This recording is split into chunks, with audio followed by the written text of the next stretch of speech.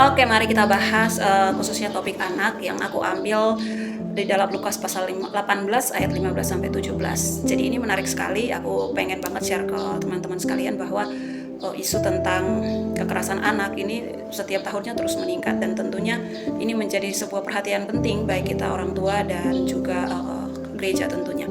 Nah, kalau kita lihat cerita dari Lukas pasal 18 ayat 15 sampai 17, ini merupakan cerita di mana ketika ada anak-anak yang mau datang kepada Tuhan Yesus, lalu murid-muridnya itu meminta untuk jangan mengganggu guru. Tapi justru dalam situasi ini Yesus sendiri mengkat, atau dengan bahasa lainnya bilang bahwa biar saja mereka datang kepadaku. Justru mereka inilah yang punya kerajaan Allah. Nah, ini sebenarnya merupakan sifat yang sungguh radikal dari Yesus sendiri. Mengapa saya katakan demikian? Karena di dalam budaya Yahudi maupun juga budaya Romawi yang pada saat itu bangsa Romawi hidup berdampingan dengan orang-orang Yahudi di zaman Tuhan Yesus, itu memiliki budaya yang kompleks, memandang anak itu sebagai sesuatu yang kompleks. Di dalam satu sisi anak itu dipandang budaya Yahudi sebagai karunia atau berkat dari Tuhan. Tetapi satu sisi mereka dianggap sebagai makhluk yang tidak setara. Mengapa demikian? Karena di dalam nilai-nilai sosial mereka itu tidak diberikan ruang, tidak diberikan ruang untuk menyampaikan apa yang mereka pikirkan, gitu, karena dianggap belum waktunya misalnya ya. Dan mereka juga secara religius mereka itu tidak dianggap memiliki tanggung jawab penuh karena mereka masih anak-anak, meskipun sejak kecil mereka sudah diajari Taurat dengan begitu ketat. Nah, untuk budaya Romawi sendiri, kenapa kita membahas juga budaya Romawi? Karena kedua budaya ini berjalan bersamaan di dalam masa itu. Orang-orang Romawi atau bangsa Romawi itu menganggap anak sebagai kelompok yang lemah, atau makhluk yang lemah. Maka pada anak yang baru lahir itu belum langsung dianggap sebagai anggota keluarga, tetapi justru mereka itu akan dianggap sebagai anggota keluarga atas berdasarkan keputusan seorang ayah. Dan mereka juga bisa dibuang karena dengan pertimbangan tidak sesuai dengan yang diinginkan. Misalnya anaknya terlahir cacat dan juga dia adalah anak perempuan misalnya ya, karena memang anak laki-laki adalah jenis kelamin yang sangat dibanggakan sebagai ahli waris begitu ya. Dan juga nilai sosial mereka tidak pernah dilibatkan dan bahkan tidak diperbolehkan bersuara di ruang publik karena mereka harus taat kepada satu suara, yaitu ayah ya. Jadi karena memegang teguh budaya patriarki, dan juga secara religius mereka tidak terlalu begitu dilibatkan, mereka sangat tidak dianggap.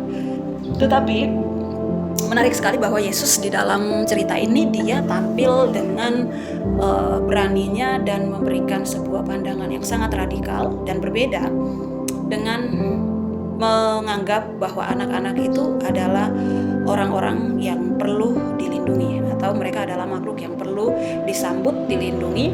Dan dalam cerita firman Tuhan ini, jadi Lukas ini mau menekankan bahwa anak-anak status mereka itu ditinggikan, dan bahkan mereka sebagai role modelnya Tuhan di dalam pembahasan ini dalam konteks Lukas pasal 18, bahwa mereka role model seseorang ingin memperoleh kerajaan surga. Harus belajar dari anak-anak yang rendah hati, yang polos, yang tulus begitu ya. Dan mereka sangat disambut baik oleh Yesus pada saat itu. Tuhan Yesus melihat bahwa mereka ini harus dilindungi, disambut, dan diterima. Dan mereka dianggap sebagai pemilik kerajaan surga. Ini kan tentu sangat jauh berbeda dengan budaya yang ada pada saat itu. Dan sikap radikalnya Yesus ini tentu membuat kita pada masa kini juga perlu belajar bahwa isu-isu yang terus berkembang tentang bagaimana terjadi kekerasan terhadap anak ya, survei tahun 2023 sampai 2025 itu terus meningkat. Di tahun 2023 kurang lebih 11.000 kekerasan terhadap anak, baik fisik, emosional, seksual, dan penelantaran anak.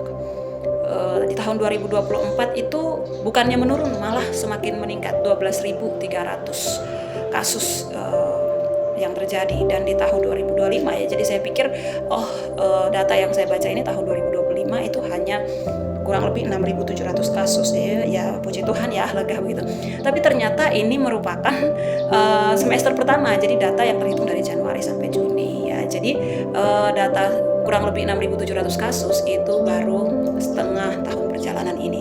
Jadi ada kemungkinan perubahan data ke depan, dan yang menakjubkannya adalah yang mengagetkan bahwa kekerasan ini terjadi di lingkungan orang-orang yang seharusnya melindungi dia.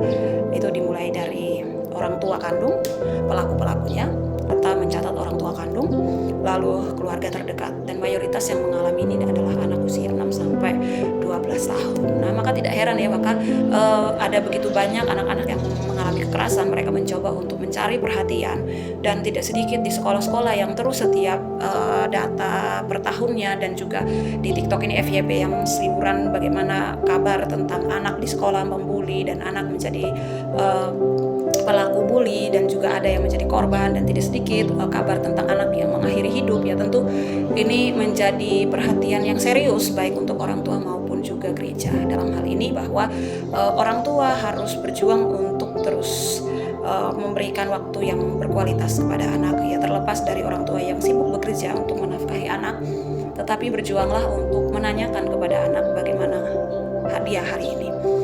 Sesederhana itu, bagaimana kita berkomunikasi dengan anak, melibatkan anak di dalam lingkup keluarga, menjadikan dia sebagai pribadi orang yang juga dianggap makhluk yang dianggap di tengah-tengah kita, dan menjadi orang tua yang aware dengan setiap kasus-kasus yang terjadi ini. Maka kita tidak bisa menutup mata, kita harus terus menyuarakan ini, bukan menjadi pelaku, tetapi justru menjadi pelopor di mana anak-anak harus menjadi pribadi yang dilindungi baik oleh negara, keluarga, dan lingkup keagamaan, baik apapun agama kita.